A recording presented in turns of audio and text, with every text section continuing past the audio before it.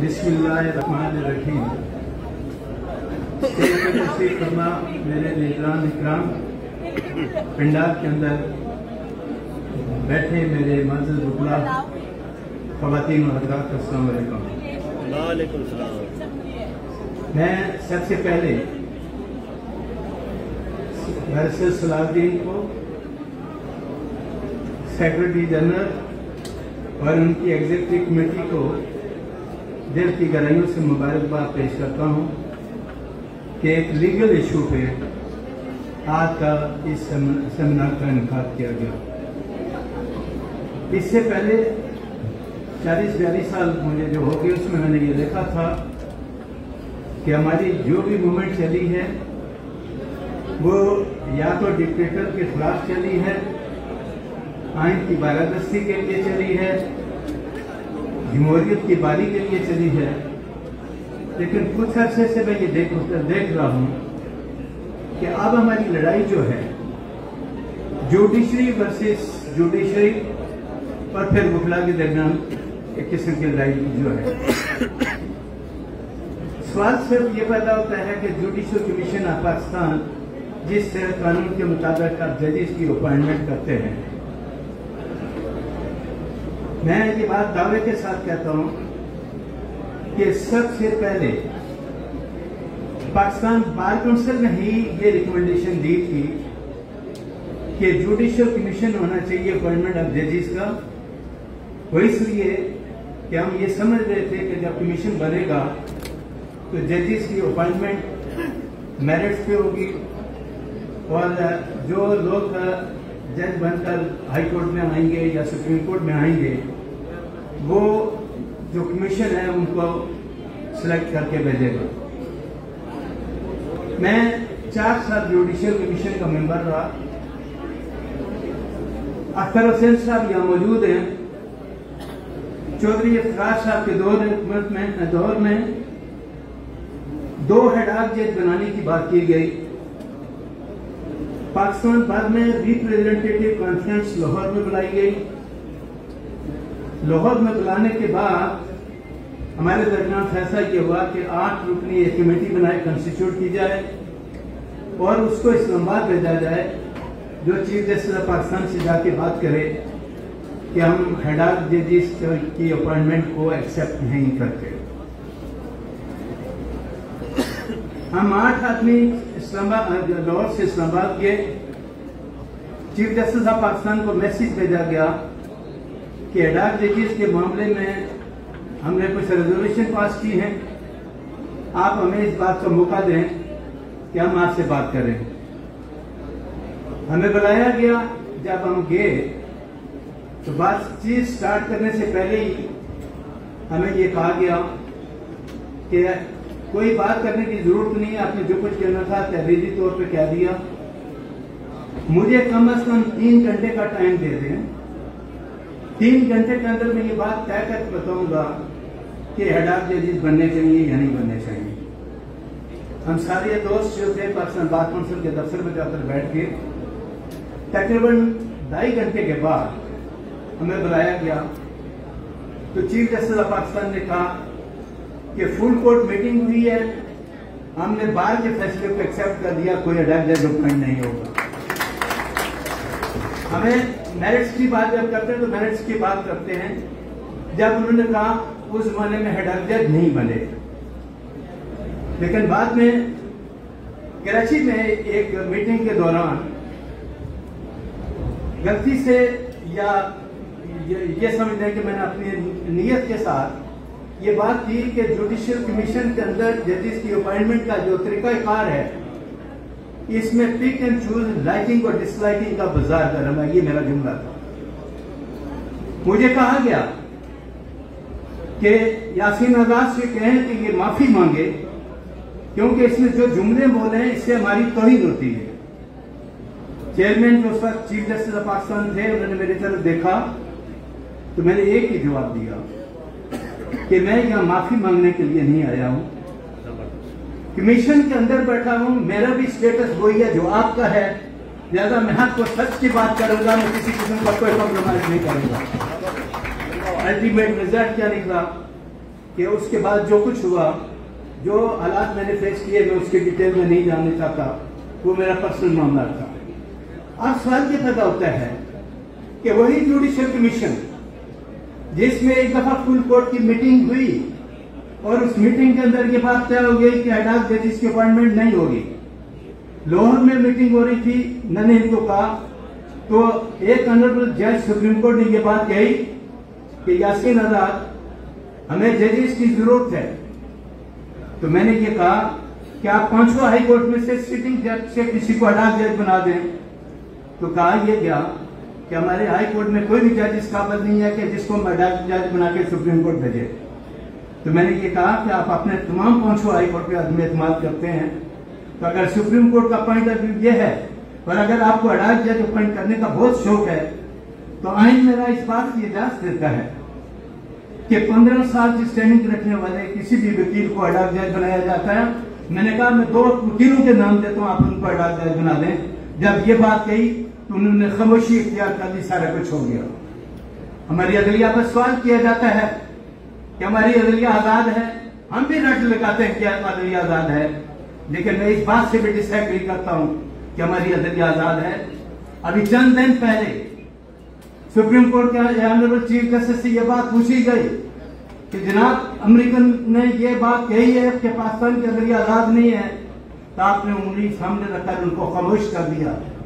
हम ये कहते हैं कि अगर पाकिस्तान की अदलिया आजाद होती तो चीफ ऑफ आर्मी स्टाफ की जब एक्सटेंशन का मामला आया, 3 दिन तक मुसलसल हमारा सुप्रीम कोर्ट ये बात कहता रहा कि आइन और कानून इस बात की इजाजत नहीं देता, हम किसी सूरत में एक्सटेंशन नहीं दे सकते।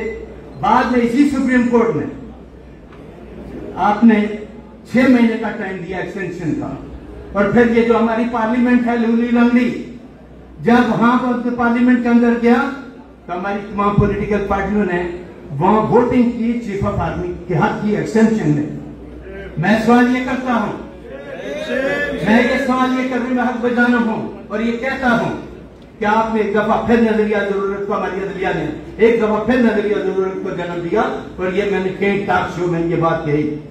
आज का पॉइंट बड़ा लिमिटेड है, लिमिटेड पॉइंट पे बात होनी चाहिए कि इसने क्या किया क्या नहीं किया।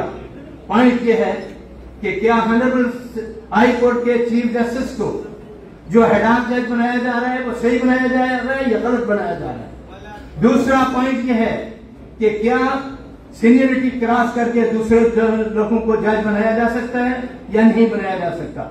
मैं उसके लिए एक सवाल करता हूं, क्या आज सीनियर जज कल जस्टिस गुलजार साहब जब एज चीफ जस्टिस रिटायर होंगे तो क्या सीनियर मोस्ट जज चीफ जस्टिस ऑफ पाकिस्तान बनेगा या नहीं बनेगा? वहां तो सीनियर जज चीफ जस्टिस ऑफ पाकिस्तान बनेगा, तो ये फार्मूला फिर हाई कोर्ट पे लागू क्यों नहीं होता? तमाम हाई कोर्ट पे ये फार्मूला लागू होना चाहिए। और मैं ये कहता हूं कि ये ज्यादती है चीफ जस्टिस के साथ, जो 4.5 साल से सिंध हाई कोर्ट का चीफ जस्टिस है, उसको आप ये कहते हैं कि जूनियर जजेस को उठा के आप भेजिए वहां कंफर्म जज, और चीफ जस्टिस को कहें कि हम एडॉक जज बनाकर आपको भेजते हैं। ये कमीशन की तरफ से सरासर नाइंसाफी है, जिसको पाकिस्तान के मुकला किसी भी सूरत में तस्लीम करने के लिए तैयार नहीं है। हम ये कहते हैं कि अगर अहमद अली शेख साहब को आपने लेना है तो 17 तारीख को जैसे मशीर आलम की रिटायरमेंट के बाद आप कंफर्म जज की हैसियत से सुप्रीम कोर्ट ले जाएं, पाकिस्तान भर के मुकला आपके इसके फैसले को अप्रिशिएट करेंगे।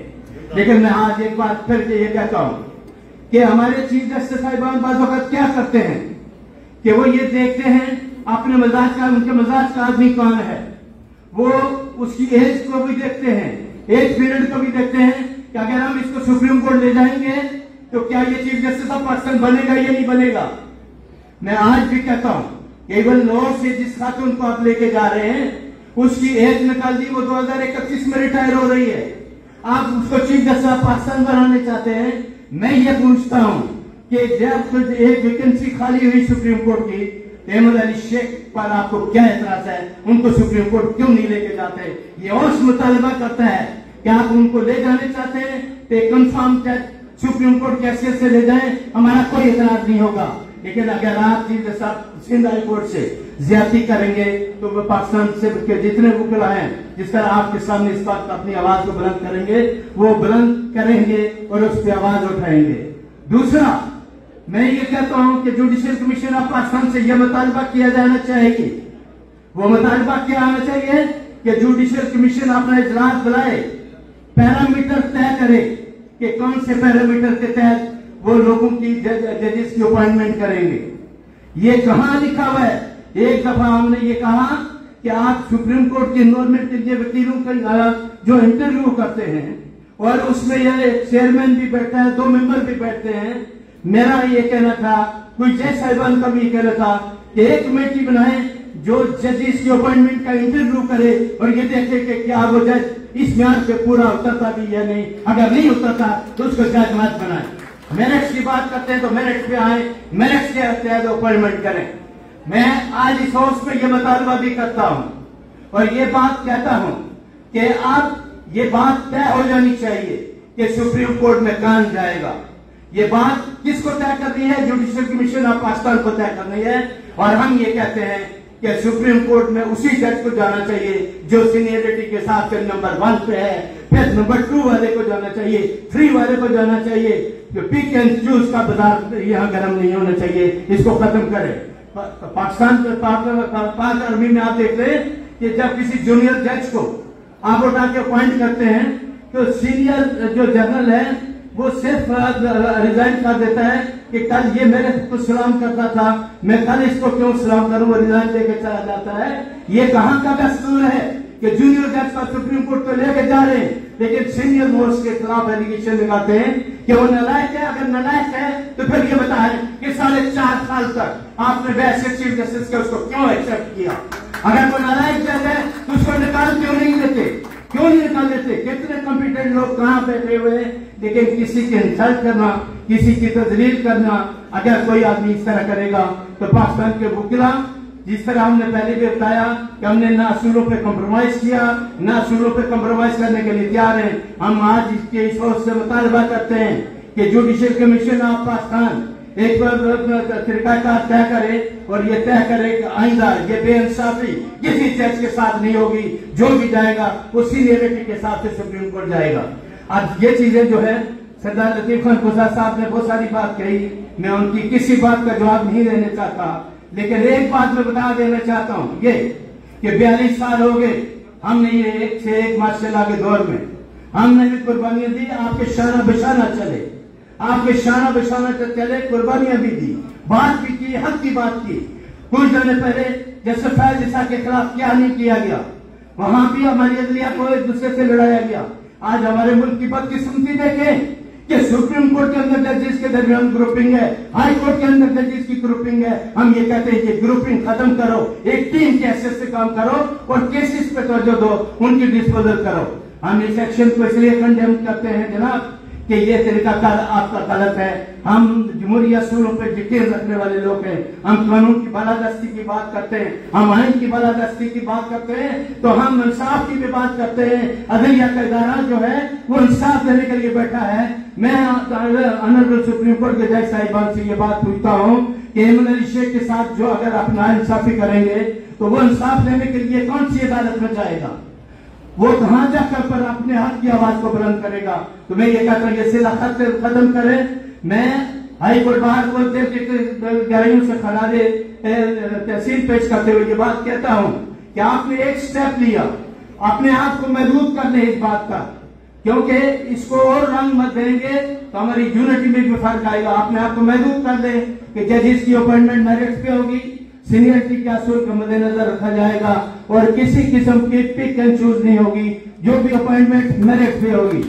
और लास्ट में जो मैं सबसे इंपॉर्टेंट बात कहना चाहता हूं वो दोस्तों को बता देना चाहता हूं ये कि पाकिस्तान बार काउंसिल ने जो सुप्रीम हमारी जुडिशियल काउंसिल के जो रूल्स हैं उसको अमेंड करके आज से 10 साल पहले मैंने दिए पाकिस्तान बार काउंसिल ने। उन रूल्स को अमेंड करने के लिए 4 या 5 मीटिंग में मेरे दौर में हुई और जब भी सेक्शन 6 पे बात आती थी मीनिंगफुल कंसल्टेशन पे, तो जज साहब जो मीटिंग प्रिजाइड करते थे वो मीटिंग एडजॉर्न करके उठ के चले जाते थे, क्योंकि मीनिंगफुल कंसल्टेशन का जो कंसेप्ट है वो पाकिस्तान बार काउंसिल के मेंबर को और सूबाई बार काउंसिल के मेंबर को जुडिशियल कमीशन ऑफ पाकिस्तान देने के लिए तैयार नहीं है। मैं ये भी बात कहता हूं कि 19 अमेंडमेंट पार्लियामेंट से ये मुतालबा करता हूं कि 19 अमेंडमेंट को खत्म किया जाए क्योंकि 19 अमेंडमेंट में आपने क्या किया कि ऑनरेबल सुप्रीम कोर्ट के जजेस की तादाद को बढ़ा दिया। आज वो अपनी मनमानी करते हैं। अगर 18 अमेंडमेंट के तहत एक चेयरमैन और 2 सीनियर जज होते तो शायद आज जो ये मनमानी होती है वो नहीं होती। इसको भी मैं मुतालबा करता हूँ कि इस सिलसिले को भी खत्म करें। और आखिर में एक दफा फिर तमाम दोस्तों को एक बात का यकीन दिलाता हूँ कि असूलों की जो जंग होगी हम आपके शाना बिशाना खड़े, पहले भी खड़े थे, आज भी खड़ेंगे, आइंदा भी खड़े रहेंगे। यहाँ बाद में जब हम लीगल इश्यूज पर अगर बात करते हैं तो वह हमें सियासत नहीं करनी चाहिए, बल्कि लीगल इश्यूज तक अपने आप को महदूद करना चाहिए। ये पहली दफा ऐसा हो रहा है कि सुप्रीम कोर्ट के दरमियान और दूसरे लोगों के दरमियान इख्तिलाफ राय आ रही है। मेरा पॉइंट ऑफ व्यू है और मैं सलाउद्दीन साहब से अपील करूंगा कि जो तजवीज मैंने दी आज की इस रेजोल्यूशन में अगर बेहतर समझते हैं तो उसको ऐड कर दें। Thank you very much.